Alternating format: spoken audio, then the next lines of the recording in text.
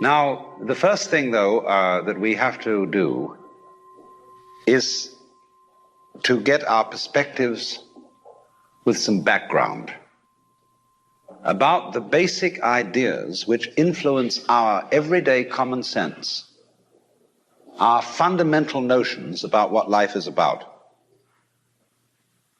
Ideas of the world which are built into the very nature of the language we use and of our ideas of logic and of what makes sense altogether. And these basic ideas I call myth, not using the word myth to mean simply something untrue, but to use the word myth in a more powerful sense. A myth is an image in terms of which we try to make sense of the world. We have this hostility to the external world because of the superstition, the myth, the absolutely unfounded theory that you yourself exist only inside your skin. Now, I want to propose another idea altogether. If you think that you are only inside your skin, you define yourself as one very complicated little curlicue, way out in space and way out in time. Billions of years ago, you were a big bang. But now you're a complicated human being. But so we define ourselves as being only that. And then we cut ourselves off and don't feel that we're still the Big Bang. But you are.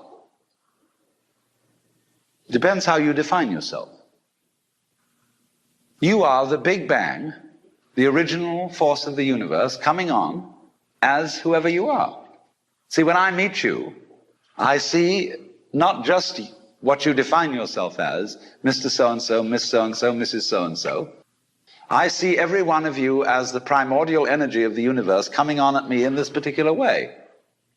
I know I'm that too. But we've learned to define ourselves as separate from it. You and I are all as much continuous with the physical universe as a wave is continuous with the ocean.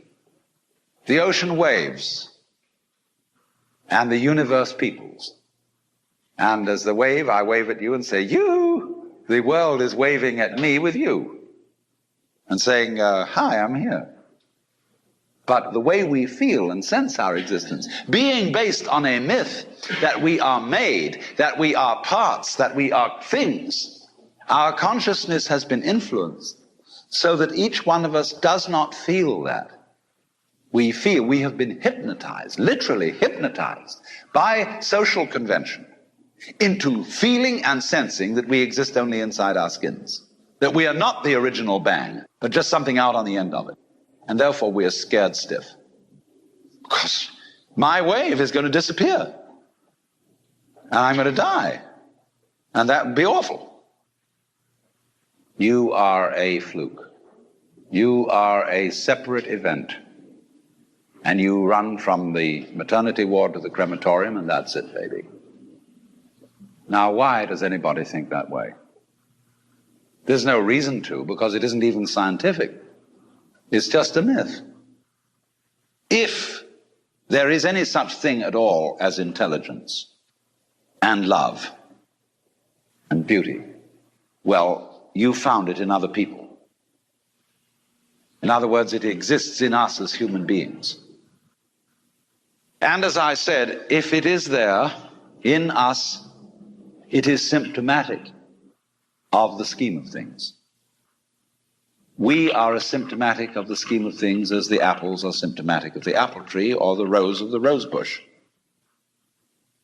When, as a scientist, you describe the behavior of a living organism, you try to say what a person does.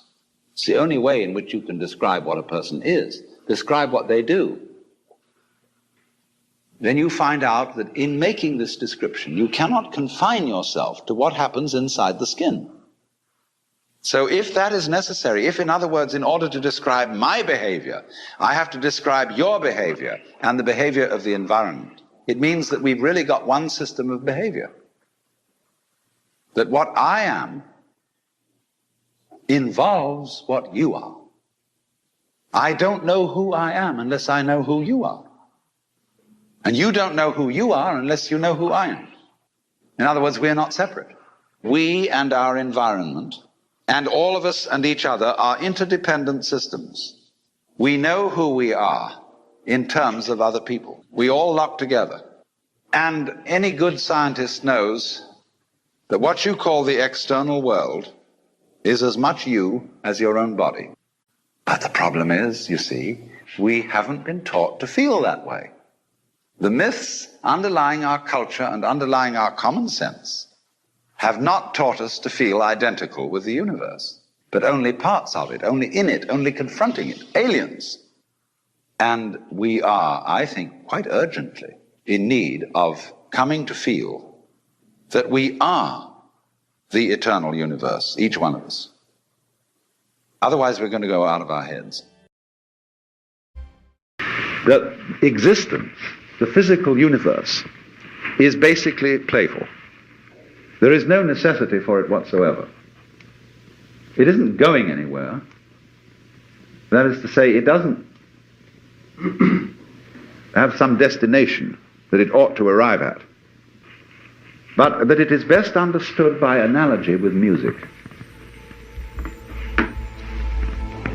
Because music, as an art form, is essentially playful. We say you play the piano.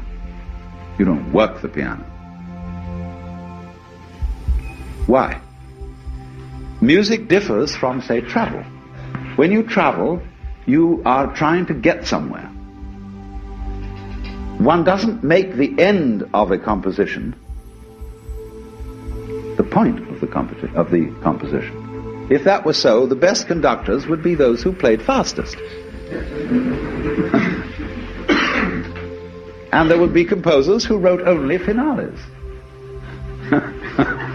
People go to a concert just to hear one crashing chord, because that's the end. Same way in dancing. You don't aim at a particular spot in the room. That's where you should arrive. The whole point of the dancing is the dance. Now, but we don't see that as something brought by our education into our everyday conduct. We've got a system of schooling which gives a completely different impression. It's all graded. And what we do is we put the child into the corridor of this grade system with a kind of, come on, kitty, kitty, kitty. And yeah, you go to kindergarten, you know, and that's a great thing because when you finish that, you'll get into first grade. And then, come on, first grade leads to second grade, and so on, and then you get out of grade school, and you've got high school, and it's revving up, the thing is coming. Then you're going to go to college, and by Jove, then you get into graduate school, and when you're through with graduate school, you go out to join the world. And then you get into some racket where you're selling insurance, and they've got that quota to make, and you're going to make that. And all the time, the thing is coming. It's coming, it's coming, that great thing, the success you're working for. Then when you wake up one day about 40 years old, you say, my God, I've arrived. I'm there. And you don't feel very different from what you always felt. By expectation. Look at the people who live to retire and put those savings away. And then when they're 65, they don't have any energy left, they're more or less impotent, and they go and rot in an old people's senior citizens community. Because we've simply cheated ourselves the whole way down the line. We thought of life by analogy with a journey, with a pilgrimage, which had a serious purpose at the end, and the thing was to get to that end, success or whatever it is, or maybe heaven after you're dead. But we missed the point the whole way along. Let's suppose that you were able every night to dream any dream you wanted to dream. And that you could, for example, have the power within one night to dream 75 years of time. Or any length of time you wanted to have. And you would naturally, as you began on this adventure of dreams, you would fulfill all your wishes. You would have every kind of pleasure you could conceive. And after several nights of 75 years of total pleasure each, you would say, well, that was pretty great. But now let's have a surprise. Let's have a dream which isn't under control, where something is going to happen to me that I don't know what it's going to be. And you would dig that and come out of that and say, wow, that was a close shave, wasn't it? And then you would get more and more adventurous, and you would make further and further out gambles as to what you would dream. And finally, you would dream where you are now. You would dream the dream of living the life that you are actually living today. That would be within the infinite multiplicity of choices you would have, of playing that you weren't God. So then, this means that you're not victims of a scheme of things, of a mechanical world or of an autocratic God. The life you're living is what you have put yourself into. Only you don't admit it, because you want to play the game that it's happened to you. Because if you play life on the supposition that you're a helpless little puppet that got involved, or if you play it on the supposition that it's a frightful, serious risk and that we really ought to do something about it and so on, it's a drag. There's no point in going on living unless we make the assumption that the situation of life is optimal. And it makes you realize, you see, how great things are. So in this idea then, everybody is fundamentally the ultimate reality. Not God in a politically kingly sense, but God in the sense of being the self, the deep down basic whatever there is. And you're all that. Only you're pretending you're not. You see, the problem is this. We identify in our experience a differentiation between what we do and what happens to us. We have a certain number of actions that we define as voluntary, and we feel in control of those. And then over against that, there is all those things that are involuntary. But the dividing line between these two is very arbitrary. Because, for example, when you move your hand, you feel that you decide whether to open it or to close it. But then ask yourself, how do you decide? When you decide to open your hand, do you first decide to decide? You don't, do you? You just decide, and how do you do that? And if you don't know how you do it, is it voluntary or involuntary? Let's consider breathing. You can feel that you breathe deliberately. You can control your breath. But when you don't think about it, it goes on. Is it voluntary or involuntary? And so we come to have a very arbitrary definition of self. That much of my activity which I feel I do. And that then doesn't include breathing most of the time. It doesn't include the heartbeats. It doesn't include the activity of the glands. It doesn't include digestion. It doesn't include how you shape your bones, circulate your blood. Do you or do you not do these things? Now, if you get with yourself and you find out that you are all of yourself, a very strange thing happens. You find that your body knows that you are one with the universe. In other words, that the so-called involuntary circulation of your blood is one continuous process with the stars shining. If you find out that it's you who circulates your blood, you will at the same moment find out that you are shining the sun. Because your physical organism is one continuous process with everything else that's going on. Just as the waves are continuous with the ocean, your body is continuous with the total energy system of the cosmos. And it's all you. Only you're playing the game that you're only this bit of it. But as I tried to explain, there are in physical reality no such things as separate events. Doesn't it really astonish you that you are this fantastically complex thing? And that you're doing all of this and you never had any education in how to do it? You never learned, but you're this miracle? Well, the point is that from a strictly physical, scientific standpoint, this organism is a continuous energy with everything else that's going on. And if I am my foot, I am the sun. Only we've got this little partial view, we've got the idea that no, I'm just something in this body, the ego. That's a joke. The ego is nothing other than the focus of conscious attention. It's like a radar on a ship. The radar on a ship is a troubleshooter. Is there anything in the way? And conscious attention is a designed function of the brain to scan the environment, like a radar does, and note for any trouble-making changes. But if you identify yourself with your troubleshooter, then naturally you define yourself as being in a perpetual state of anxiety.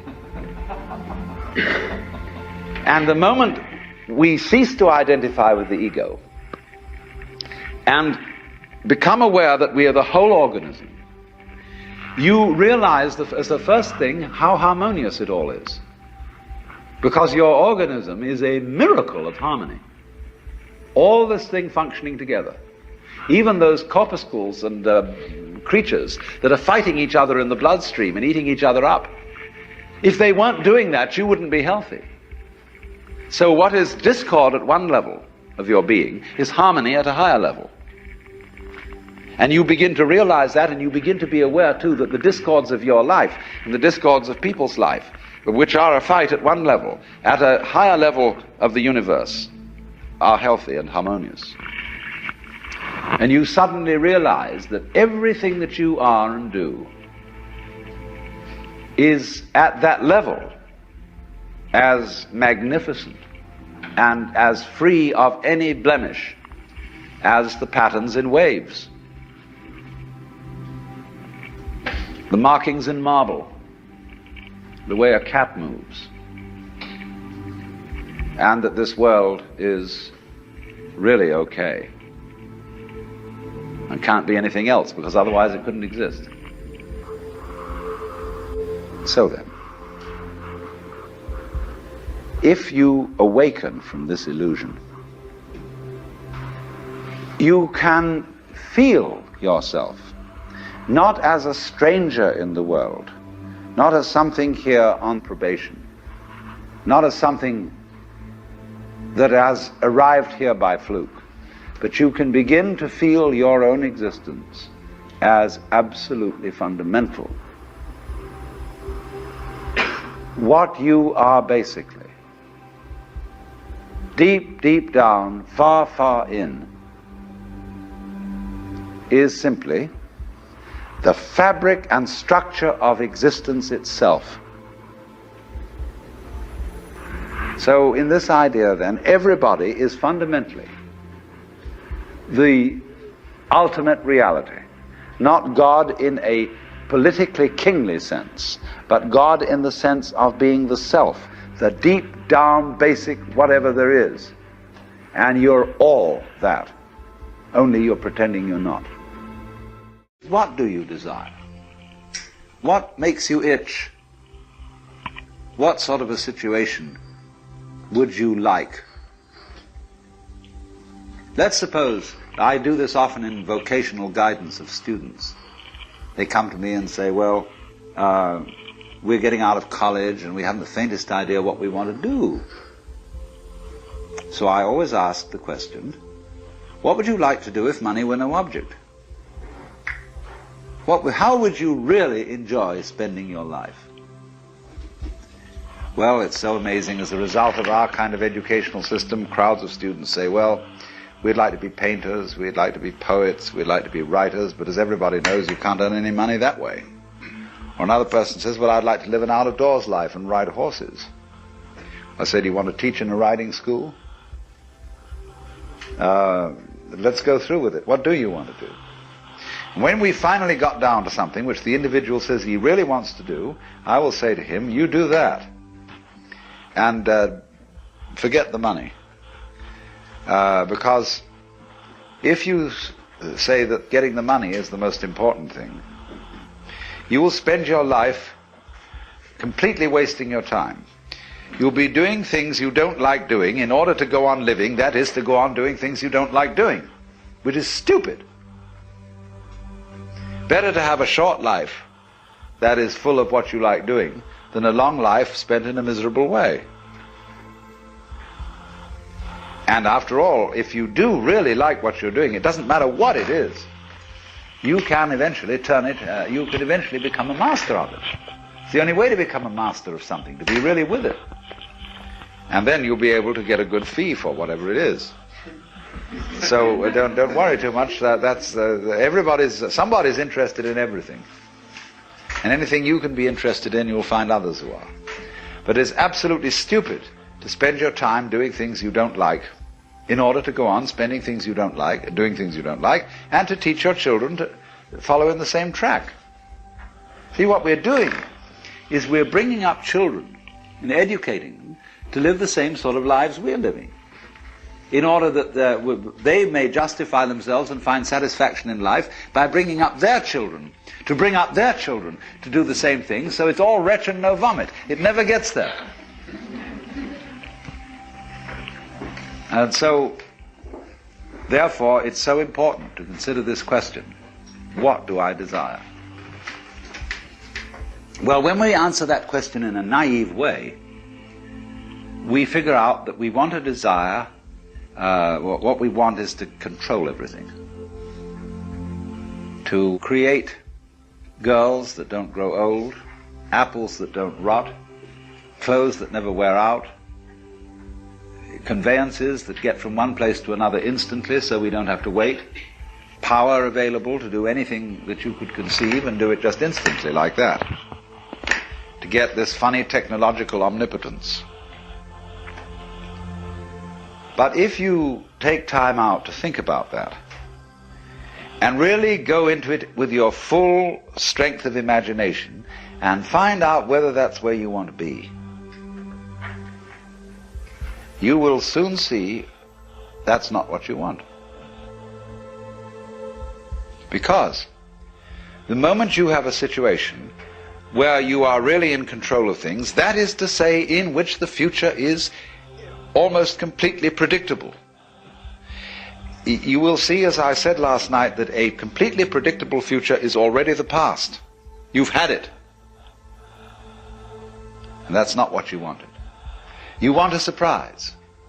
And you don't know what that's going to be, because obviously it wouldn't be a surprise if you did. You want a pleasant surprise. But like you say, what sort of a surprise would be pleasant? And you can't really answer that. Because you know, if there are to be such things as pleasant surprises, there must also be unpleasant surprises. There must be rude shocks. So you're like somebody taking one of those wishing well boxes, tubs, where you fish in and you bring out a package. And you don't know whether you've got a dead rat in it or a new camera. And that's the way, that seems to be the thing that really excites people. But quite certainly there comes out of this inquiry a feeling of real disillusionment with the ideal of power. To be in power, to be in control, is not something that any sensible person wants. Now you may say that's shirking responsibility. That if you were a really responsible person, you would go out for power and try to use power to the best possible advantage, for the benefit of all. All right, what would be the benefit of all? Ask them, what do you want me to do with this power? I'm dictator. What would you like me to do? Well, nobody knows, because they haven't thought it through. They think of all sorts of short-range things, and they are largely conflicting and confusing, because they're not well thought out. But again, when it finally comes down to it, nobody wants to be God. Now, I think that this is the greatest possible lesson for the Western world to learn, because we are so hung up on the idea of power, of control, of being able to make everything go the right way, and we've never thought it through. When you get control of it, what are you going to do with it? And so when you think things through like that, you understand you do not want power. You don't want to control everything. And therefore, in the exploration of what you want, you get to the point where having all pleasures at your command, and they pall, and you think of new sources of pleasure. And eventually you get like the ancient Romans, who had all these mad crowds of barbarians who had to go every Saturday to the Colosseum for a show that really had to surpass everything, because they had public baths, they had prostitutes, they had every kind of luxury. But when they went to see one of the big shows that people like Nero put on, they would have, for example, floats circling the Colosseum, all full of slave girls from distant parts of the Mediterranean, garlanded with flowers and waving at the crowd and going innocently around. And the next minute they would release wild lions into the arena to eat up all the slave girls. And they got a big sadistic kick out of that. Because you see, pursuing pleasure beyond a certain place takes you into what the Buddhists call the Naraka world, that is to say, the hells. When you have explored pleasure to its ultimate limit, the only thing you can get a kick out of is pain. And so naturally you descend from the Deva world at the top of the wheel to the Naraka world at the bottom, where it shows all these beings in states of torture. You get to the hell world as a result of not knowing what you want, as a result of thoughtless pursuit of pleasure, which ends you eventually in the pursuit of pain. So when you're in the hell world, that's where you want to be. So when I ask, I go right down to the question, should we start it with, what do I want? The answer is, I don't know. When Bodhidharma was asked, who are you? Which is another form of the same question, he said, I don't know. Planting flowers to which the butterflies come. Bodhidharma says, I know not. I don't know what I want. Well, when you don't know what you want, you've reached the state of desirelessness.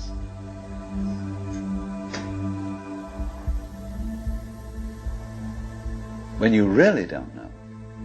But you see, there's a beginning stage of not knowing, and there's an ending stage of not knowing. In the beginning stage, you don't know what you want because you haven't thought about it, or you've only thought superficially.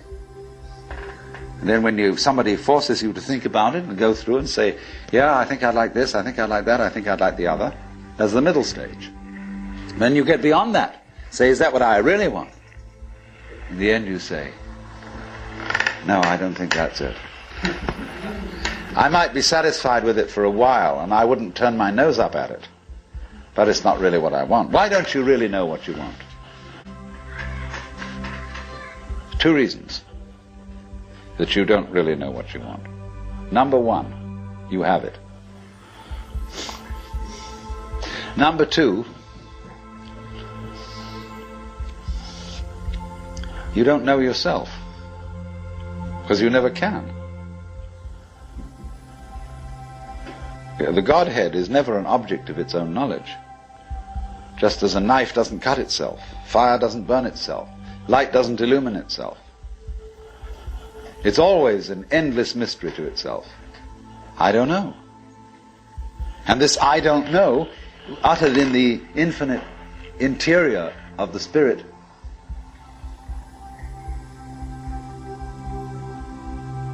this I don't know is the same thing as I love, I let go, I don't try to force or control. It's the same thing as humility. Any time you, as it were, voluntarily let up control, in other words, cease to cling to yourself, you have an access of power. Because you're wasting energy all the time in self-defense,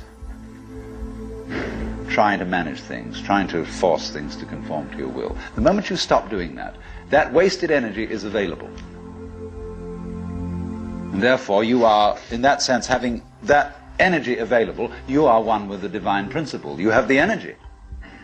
When you're trying, however, to act as if you were God, that is to say, you don't trust anybody and you're the dictator and you have to keep everybody in line, you lose the divine energy. Because what you're doing is simply defending yourself. So then, the principle is, the more you give it away, the more it comes back. Before we decide either to save the planet or to destroy it, we pause for a moment of silence. I don't mean that kind of grim silence which one observes when somebody says, such and such a famous person has just died, and we'll observe a moment of silence in his honor. And everybody frowns and thinks very serious thoughts. That's not silence at all. I mean real silence, in which we stop thinking and experience reality as reality is. Because after all, if I talk all the time, I can't hear what anyone else has to say. And if I think all the time, and by that I mean specifically talking to yourself subvocally inside your skull, if I think all the time, I have nothing to think about except thoughts. And so I'm never in touch with the real world. Now, what is the real world? Some people have the theory that the real world is material or physical. I say it's made of kind of a stuff. Other people have the theory that the real world is spiritual or mental. But I want you to point out that both those theories of the world are concepts. They are constructions of words. And the real world is not an idea. It is not words. Reality is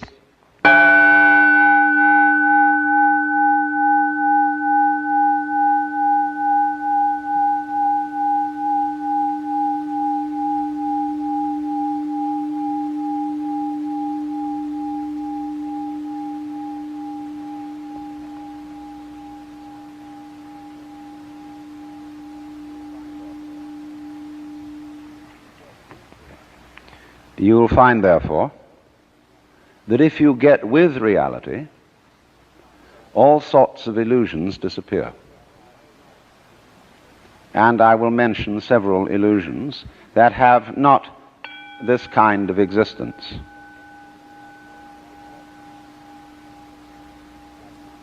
Let's begin with some very down-to-earth ones, like money.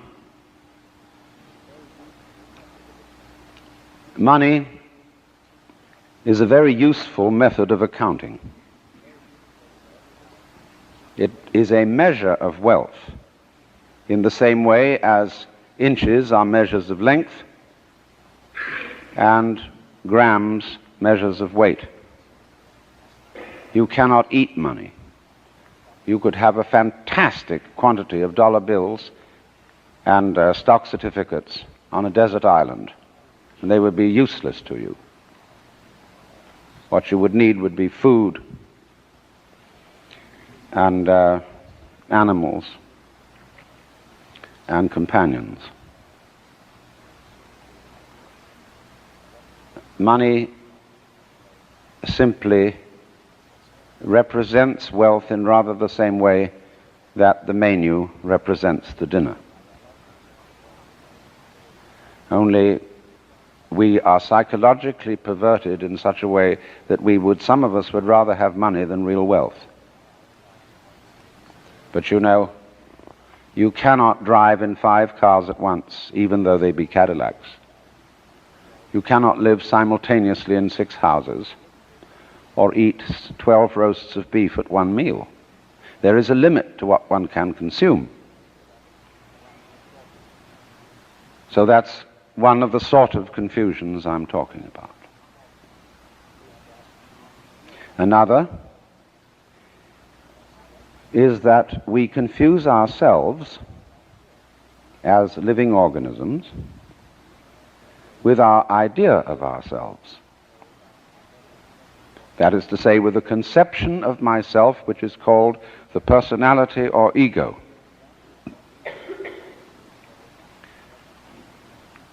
That is what we have been told we are. And it's an extremely crude and limited conception of oneself, of the actual unique living organism. And we get unhappy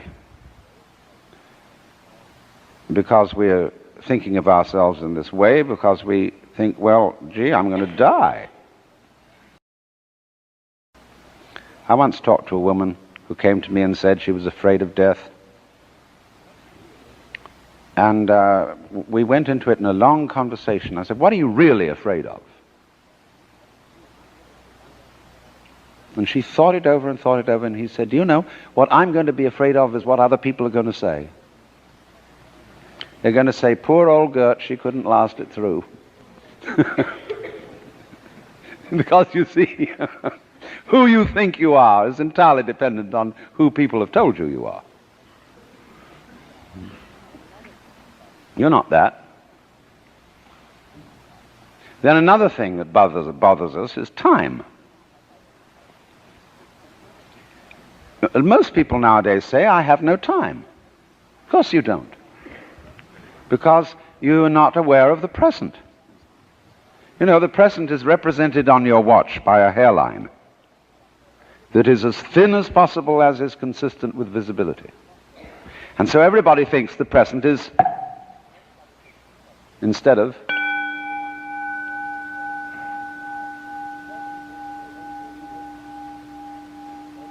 now, the present is the only real time. There is no past, and there isn't a future. And there never will be. We think ordinarily of the present as an infinitesimal point at which the future changes into the past. And we also do a terrible thing. We imagine ourselves to be results of the past. And we're always passing the buck over our shoulders, like when God approached Adam in the Garden of Eden and said, hast thou eaten of the fruit of the tree whereof I told thee thou shouldst not eat? And Adam said, this woman thou gavest me, she tempted me and I did eat. And God looked at Eve and said, hast thou eaten of the fruit of the tree whereof I told thee thou shouldst not eat? And she said, the serpent beguiled me and I did eat. And God out of the corner of his eye looked at the serpent. The serpent said nothing.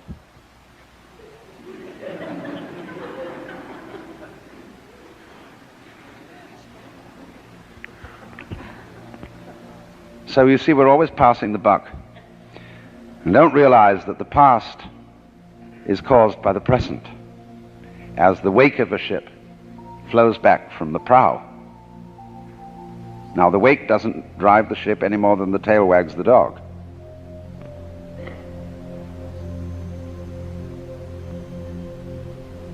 But we've all got excuses. When my mother had a fit while she was carrying me in the womb, they didn't bring me up right. And then they go to the mother and say, how is it that you could have been so irresponsible with your children? And she says, well, it was my parents who didn't bring me up right either. And so everybody passes the buck. But the truth of the matter is, it all begins here. This is where the creation begins. And you're doing it and won't admit it. Because, of course, you're all God in disguise. Jesus found that out, and they crucified him for saying so. So this is a very odd thing for Westerners to understand, and particularly for Americans, because we are so fixated on the future. When we say we want to put something down, we say it has no future. Well, do you? Much better to have a present. Because if you don't, it's useless to make plans, because when they work out, you won't be there to enjoy them. You'll be thinking of something else. So we realize that we are living out of now and throwing the past behind us. You see, the reason you want to be better is the reason why you aren't. We aren't better because we want to be. Because the road to hell is paved with good intentions. Because all the do-gooders in the world, whether they're doing good for others or doing it for themselves, are troublemakers. On the basis of kindly let me help you or you'll drown, said the monkey, putting the fish safely up a tree.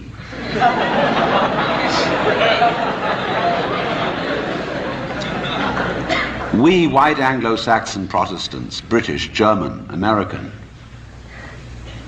have been on a rampage for the past 100 or more years to improve the world. We have given the benefits of our culture, our religion, our technology to everybody, except perhaps the Australian Aborigines. And we have insisted that they receive the benefits of our culture, even our political styles, our democracy. You had better be democratic, or we'll shoot you. And having conferred these blessings all over the place, we wonder why everybody hates us. See, because sometimes doing good to others, and even doing good to oneself, is amazingly destructive. Because it's full of conceit. How do you know what's good for other people? How do you know what's good for you? If you say you want to improve, then you ought to know what's good for you. But obviously you don't, because if you did, you would be improved. So we don't know. It's like the problem of geneticists, which they face today. I went to a meeting of geneticists not so long ago where they gathered in a group of philosophers and theologians and said, now look here, we need help. We now are on the verge of figuring out how to breed any kind of human character we would want to have. We can give you saints, philosophers, scientists, great politicians, anything you want. Just tell us, what kind of human beings ought we to breed? So I said, how will those of us who are genetically unregenerate make up our minds what genetically generate people might be? Because I'm afraid very much that our selection of virtues may not work. It may be like, for example, this new kind of high-yield grain which is made and which is becoming ecologically destructive. When we interfere with the processes of nature and breed efficient plants and efficient animals, there's always some way in which we have to pay for it. And I can well see that eugenically produced human beings might be dreadful. We could have a plague of virtuous people. Do you realize that? Any animal considered in itself is virtuous. It does its thing, but in crowds they're awful. Like a crowd of ants or locusts on the rampage. They're all perfectly good animals, but there's just too much. I could imagine a perfectly pestiferous mass of 1 million saints. So I said to these people, look, there's the only thing you can do. Just be sure that a vast variety of human beings is maintained. Don't please breed us down to a few excellent types. Excellent for what? we never know how circumstances are going to change and how our need for different kinds of people changes. At one time, we may need very individualistic and aggressive people. At another time, we may need very cooperative, team-working people. At another time, we may need people who are full of interest in dexterous manipulation of the external world. At another time, we may need people who explore into their own psychology and are introspective. There is no knowing. But the more varieties and the more skills we have, obviously, the better. So you see, here again, the problem comes out in genetics. We do not really know how to interfere with the way the world is. The way the world actually is an enormously complex, interrelated organism. The same problem arises in medicine because the body is a very complexly interrelated organism. And if you look at the body in a superficial way, you may see there's something wrong with it. Here's chickenpox. And there's spots that itch that come out all over the place. Well, you might say, well, spots are there, cut them off. So you kill the bug. Well, then you find you've got real problems. Because you had to introduce some bugs to kill the bug. It's like bringing rabbits into Australia. And that starts going all over the place and getting out of hand. But then you think, well, now wait a minute. It wasn't the bugs in the blood. There are bugs all over the place. What was wrong with this person that his blood system suddenly became vulnerable to those particular bugs?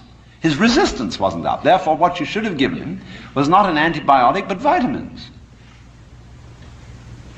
Okay, so we're going to build up his resistance. But resistance to what? I mean, you may build up resistance to this and this and this class of bugs, but then there's another one that loves that situation and comes right in. See, we always look at the human being medically in bits and pieces because we have heart specialists, lung specialists, bone specialists, nerve specialists, and so on. And they each see the human being from their point of view. There are a few generalists, but they realize the human body is so complicated that no one mind can understand it. And furthermore, supposing we do succeed in healing all these people of their diseases, what do we then do about the population problem? I mean, we've stopped cholera, the black bubonic plague, we're getting the better of tuberculosis, we may fix cancer and heart disease. Then what will people die of? Well, then let's go on living. There'll be enormous quantities of us. Then we have to fix this birth thing. Pills for everybody. Then we find, what are the effects, the side effects of those pills? What are the psychological effects upon men and women of not breeding children in the usual way? We don't know. And what seems a good thing today, or yesterday, like DDT, turns out tomorrow to have been a disaster. What seemed in the moral and spiritual sphere too, like great virtues in times past, are easily seen today as hideous evils. Let's take, for example, the Inquisition. In its own day, among Catholics, the Holy Inquisition was regarded as we today regard the practice of psychiatry. You see, you feel that in curing a person of cancer, almost anything is justified. The most complex operations, the most weird surgery, people suspended for days and days on the end of tubes with X-ray penetration, burning, or people undergoing shock treatment, people locked in the colorless, monotonous corridors of mental institutions. In all good faith, they knew that witchcraft and heresy were terrible things, awful plagues, imperiling people's souls forever and ever. So any means were justified to cure people of heresy. We don't change. We're doing the same thing today, but under different names. We can look back at those people and see how evil that was, but we can't see it in ourselves. So therefore, beware of virtue.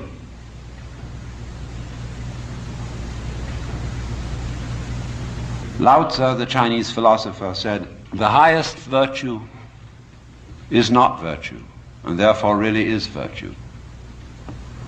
But inferior virtue cannot let go of being virtuous, and therefore is not virtue.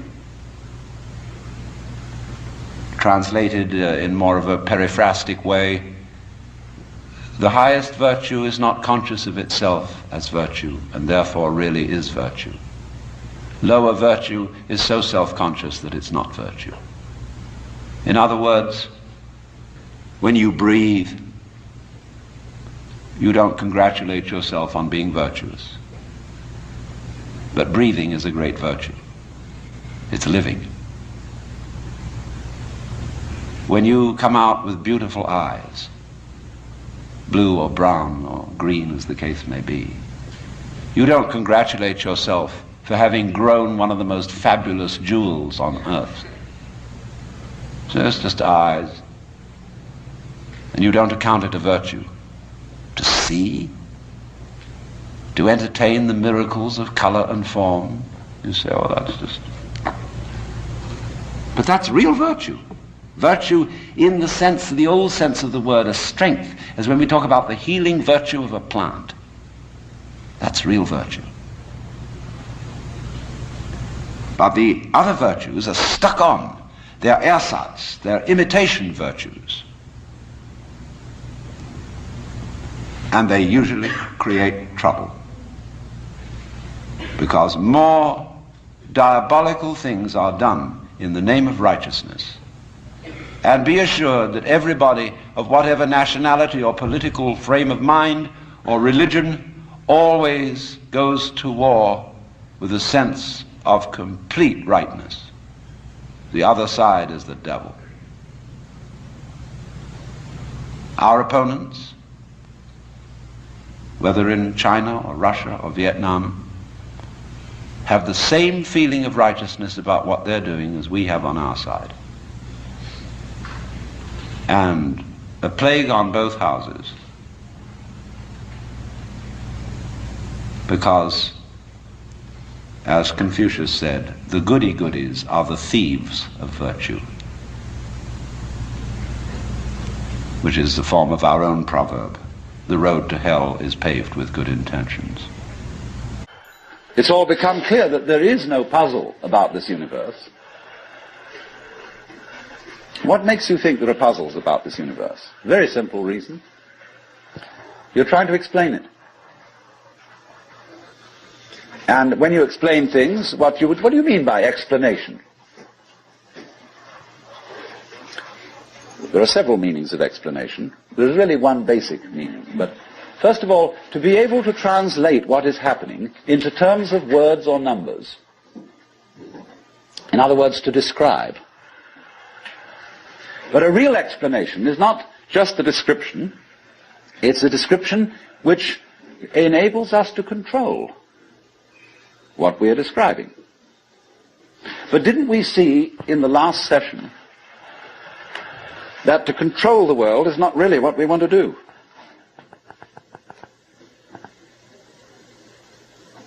So that if all explanations have as their function enabling us to control things, then maybe an explanation isn't what we wanted.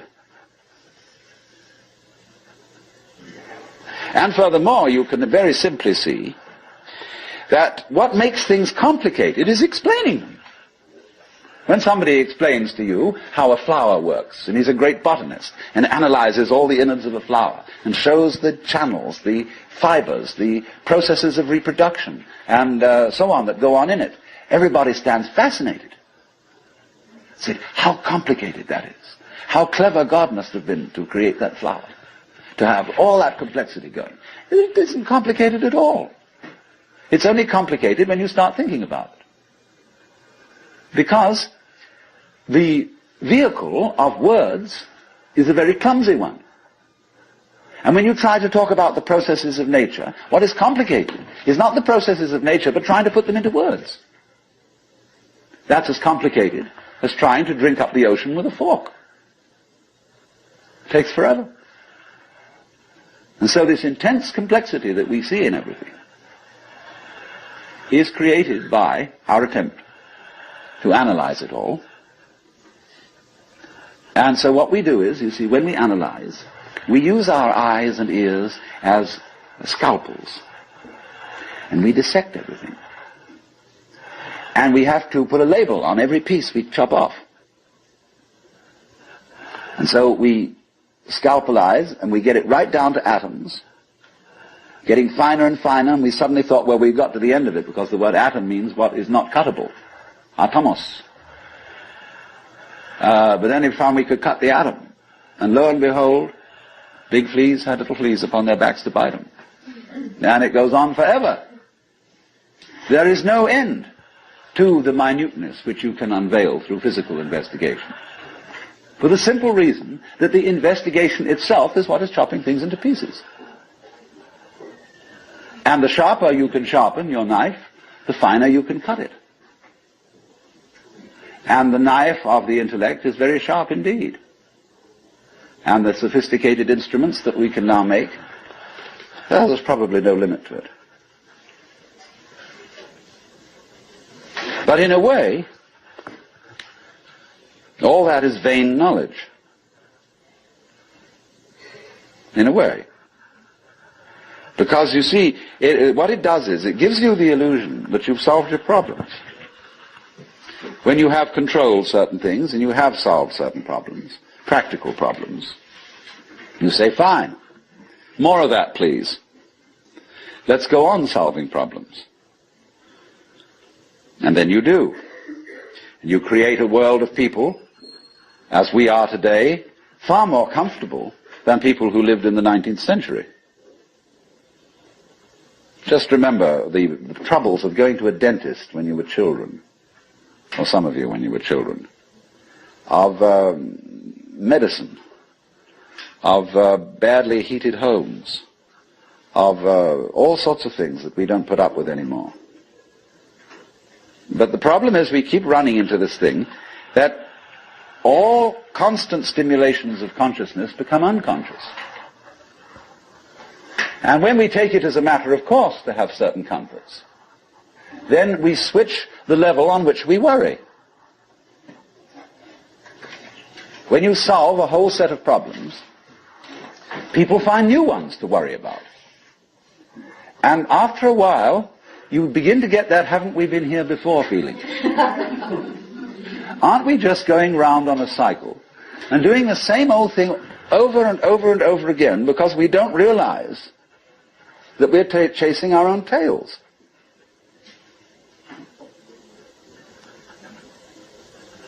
By an eternally recurrent process of not knowing who you are.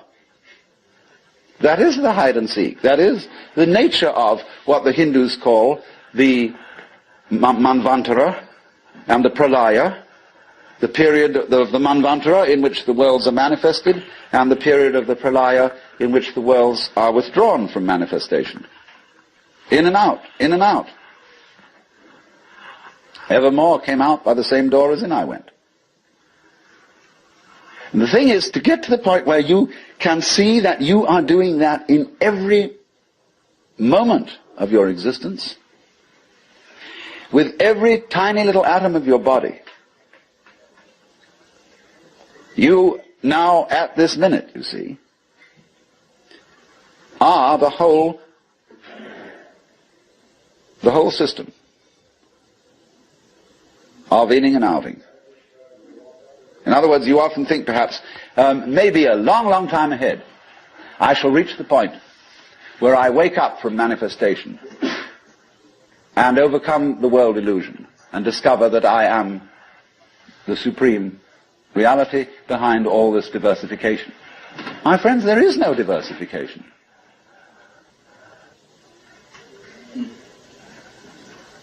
In other words, what you call diversification is your game.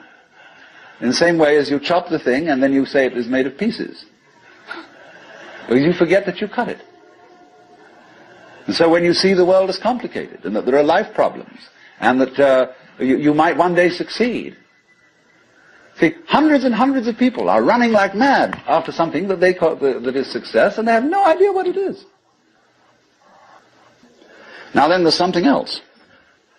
When you understand that, and when you realize that there's nothing to realize, well, it's all here, then what are you going to do? It's like when a child is pestering father or mother with all sorts of questions. They finally get down to the deepest metaphysical problems. They say, "Oh, shut up and eat your donut." And I wouldn't say that, you see, at this point. Because life, as one looks at it, you see, is in fact a celebration of itself. When you look out at night at the stars and you really wonder, good God, what is all that about? Well, it's a firework display. And it's celebrating High Holy Day. It's whoopee. And the whole world is whoopee. It's a kind of exuberance. And therefore, you realize what a great thing it is. And what a great thing it is not to dissect the world with your analytical intellect. To be able to look out at the water or the trees or at the floor and the light on it in front of you without calling it light or floor or trees or thinking that it has parts or thinking that it's complicated. It isn't. You do not know where your decisions come from. They pop up like hiccups. And when you make a decision, people have a great deal of anxiety about making decisions. There's this guy farmer, who ordered a help man to come in, and found he was an extraordinarily efficient worker, because the first day he put him on sawing logs. And he sawed more logs than anybody had ever sawed. It was fantastic. But it was all done in one day. So the next day he put him on to mending fences. And there were all kinds of broken fences around the farm, and in one day he had the whole thing done. So he thought, what am I going to do with this guy? So he took him down into a basement and said, look, here are all the potatoes that have come in from this harvest. And I want you to sort them into 3 groups. Those that we sell, those that we use for seeding, and those that we throw away. So he left him at that. At the end of the day, the laborer came back and said, well, that's enough, mister. I quit. Oh, he said, you can't quit. I've never had such an excellent worker. I'll raise your salary. I'll do anything to keep you around here. I said, no. It's all right mending fences and chopping wood, but this potato business is decision after decision after decision after decision.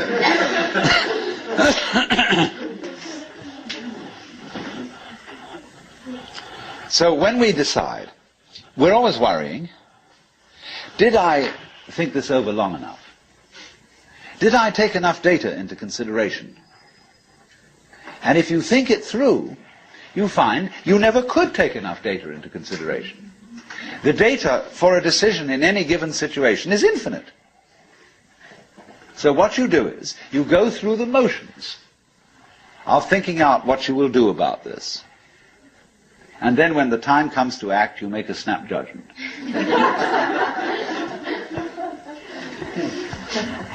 I mean, I'm speaking a little extremely, making some fun of it and so on, because after all, we do occasionally get the vague outlines of things and make a right decision on rational grounds. But we fortunately